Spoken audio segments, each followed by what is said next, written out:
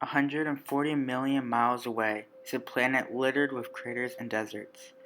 Temperatures can range from negative 225 degrees to 95 degrees Fahrenheit on a planet where there is no atmosphere or oxygen to breathe or any natural sources of water. A man lies stranded. This is the planet we call Mars. 6 days into what should have been the greatest 2 months of my life, and it's turned into a living nightmare.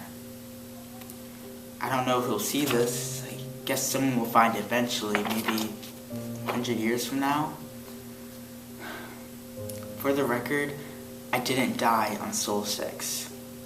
Certainly the rest of the crew think I did, perhaps Earth, but, well, I can't blame them. We got whacked with 175 km/h winds.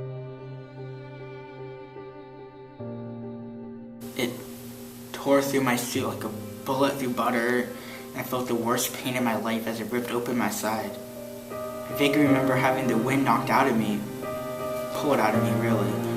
My ears popping painfully as the pressure of my suit escaped. The last thing I remember was Johansson reaching out towards me.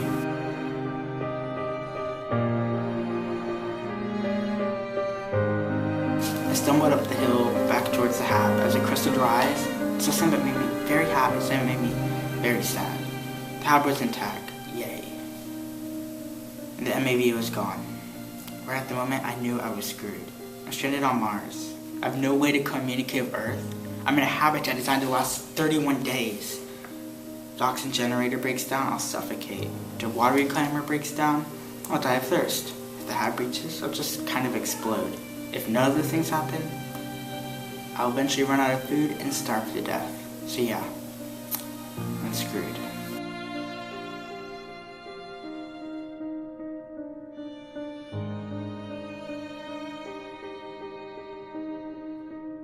Mark Watney is a botanist who was a part of a manned mission to Mars.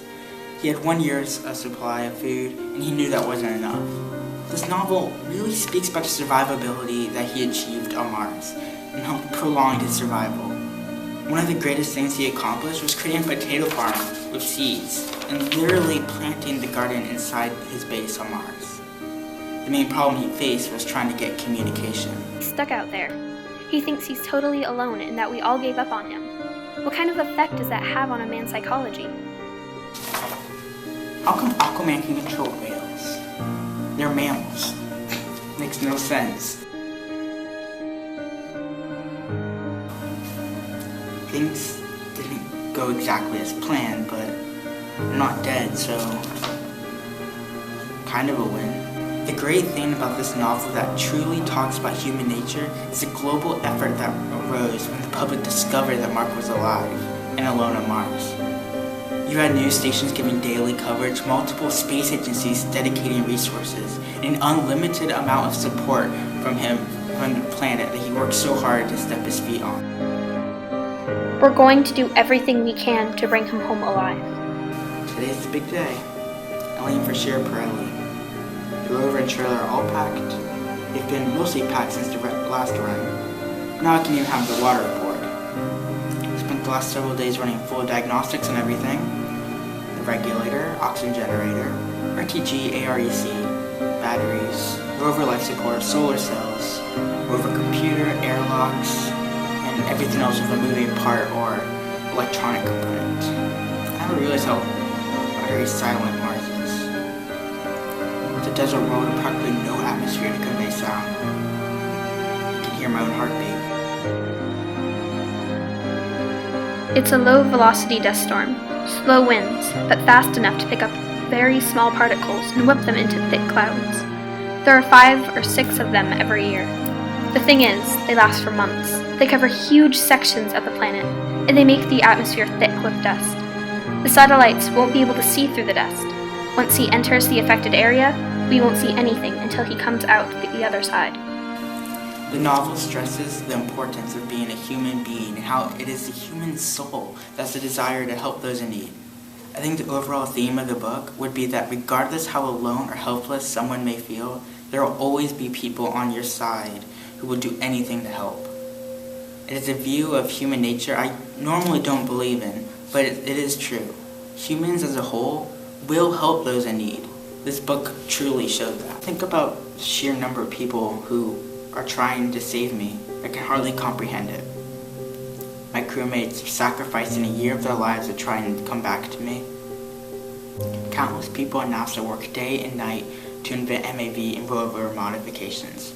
The China National Space Station abandoned a project they've worked on for years just to provide a booster. The cost must have been millions of dollars just to save some dorky botanist. Why bother? Well, okay, I know the answer to that. Part of it might be why we represent progress, science, the interplanetary future we've dreamed of for centuries. But really, they tried because every human being has a basic instinct to help each other out. It may not seem that way sometimes, but it's true. This is so fundamentally human, it's found in every culture with no exception.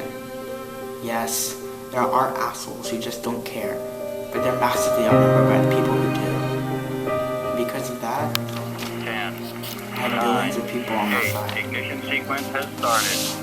6, 5, 4, 3, 2, 1, 0. We have